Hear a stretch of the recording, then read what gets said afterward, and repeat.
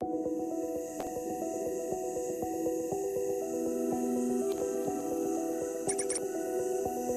up this morning, I was feeling good. But I don't know, 4 o'clock, I stretched for a half hour, put my headphones in, had some old school jams going on. I felt good. All right, where are we going? We're gonna hook a ride. Okay. You know, I slept pretty good. I was really tired. If people that had sleep problems, if they were professional fishermen, they wouldn't have the sleep problems. I've never known a bass pro that couldn't sleep. I'm not one of those people that like to just jump out of bed and hop in a truck, so I usually get up, you know, 45 minutes before we're supposed to leave and drink me some coffee and just kind of relax a little bit. And I'm one of those people that like to ease into it.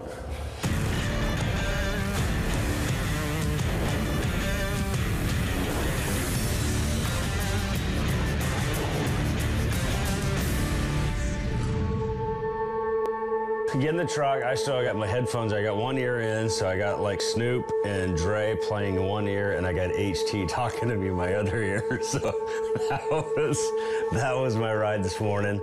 And I go up to about this deep in water. I hit my knee on the dock, cut my britches. The final elimination round began with the same ambiguities as previous rounds, and the final group of anglers had prepared in their own way. As usual, we don't know where we're going. I packed for farm ponds that were, 0 to 30, farm ponds that are 0 to 5, river, creeks, wing dams, spillways. I packed for everything like we always do. Oh my goodness. He said only 5 minutes. He said 5 minutes of that, you can unplug the light. We've got a GoPro camera there that's trying to blind you, and they're asking you questions about the day. Do you like the aspect of no preparation, not knowing specifically where we're going to be fishing any given day? Do I like it? Once that camera gets shut off, I'm really just trying to go through different scenarios. I'm trying to go through how I should approach the day, just trying to go over the things that I generally do to have success in these things.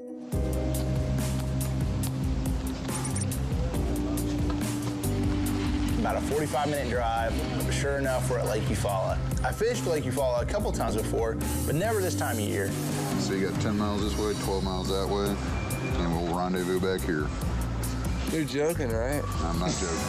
I'm not joking. So we show up at the ramp, and Randy White handed us a big old piece of paper that has a map of Lake Eufaula and showed us that basically the lower 2/3 of the lake were game on for us today. I don't think we've ever had this much water to fish in a qualifying round. I was like, I thought they'd like give us a creek or something, but. I would prefer smaller zones. Without any practice, it kind of keeps everyone confined. It takes the element of luck out of it. Well, I was glad to see, it's a big area. It's 10 miles one way and 12 miles the other way, so you didn't have to worry about really being on top of anybody or seeing anybody, really. I think MLF needs to rethink the bigness of the zone. It's just way too big. There's not enough time. The Eskimo look.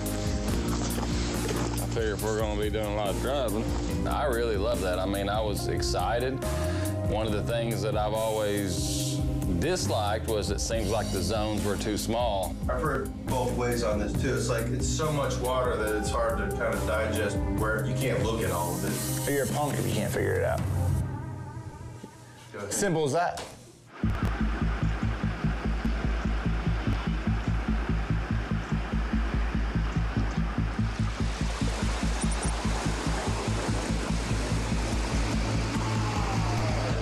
Start fishing lines in at 7:30.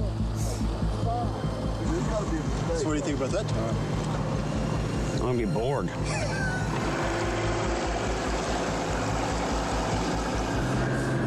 Well, what's funny is I tell my boat official and cameraman, hey, I need to stay away from the grass.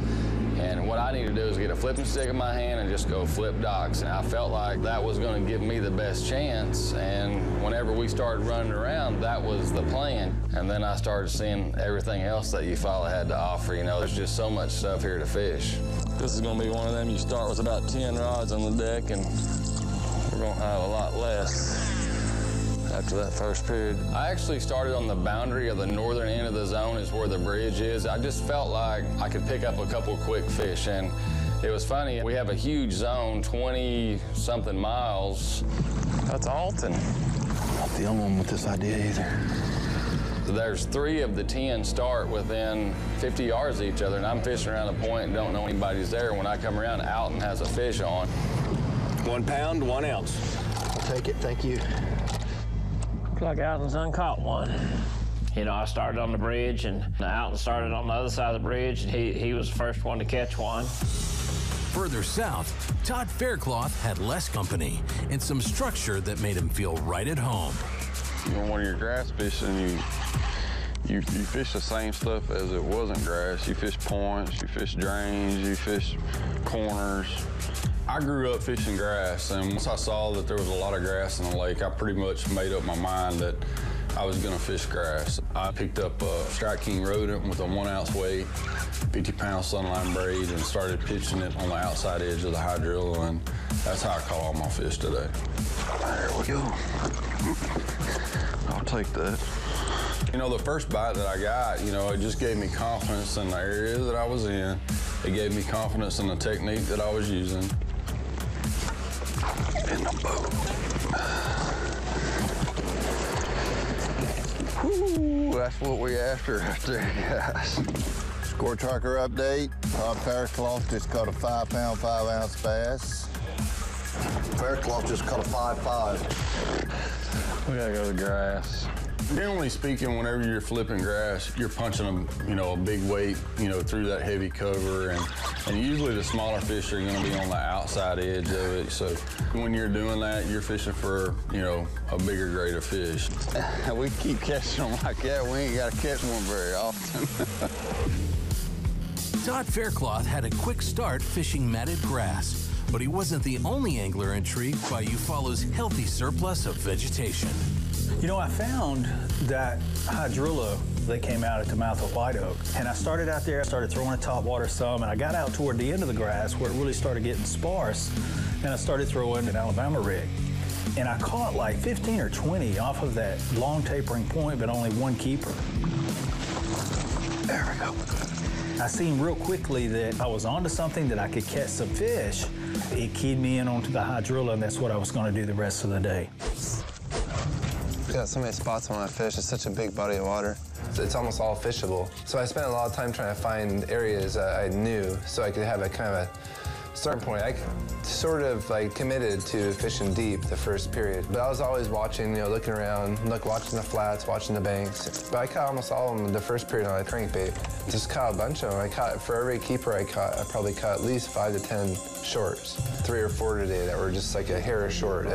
I couldn't quite make them go, but there were just a bunch of those little guys. I threw a Series 4 Strike King Gizzard Shad color, 12-pound FC Sniper on 7'2", like a cranking rod, one of my rods. High-speed reel, I like 8.5 to 1s. That way I can kind of grind on them. I don't have to sit the hook, which I prefer better. And just trying to stay where the fish were at. 14 ounces. I tell you, the further we get, the more keepers we're gonna catch. My whole thing is trying to figure out how to catch a lot of fish, not necessarily catch some big ones. I really am keying in on, big flats, expansive flats, where the grass is gonna be, because that's where the majority of the fish actually go. In the fall, they go to that 8-inch shallower. Yep, I figured you said you'd be around here. Yeah, baby. There was flats that were out there that those fish lived on in the summer, and then they moved up, in the fall. They slide up those points and get up there, up on top. And that's sort of how I start to break down a lake. Where were they at in the summertime? Where were they transitioning to? And go from there. I knew what I was doing had to be pretty special, or I had to stick to that game plan. That's a good one. I left that one place at the mouth of White Oak, and I run around with the Alabama rig some more. I catch another keeper. So I got 2, and I run out to where I had seen a lot of birds in the ride around. I really didn't take my time to get up shallow to see what kind of cover was in the area, but there was just a lot of birds in that area. So I just start going down the edge with an Alabama rig, and I'm not getting bit. So I pick up a punch bait, with a 1 ounce weight. It's a clone cross them in a green pumpkin color and just really start working it. And then boom, I catch that big fish.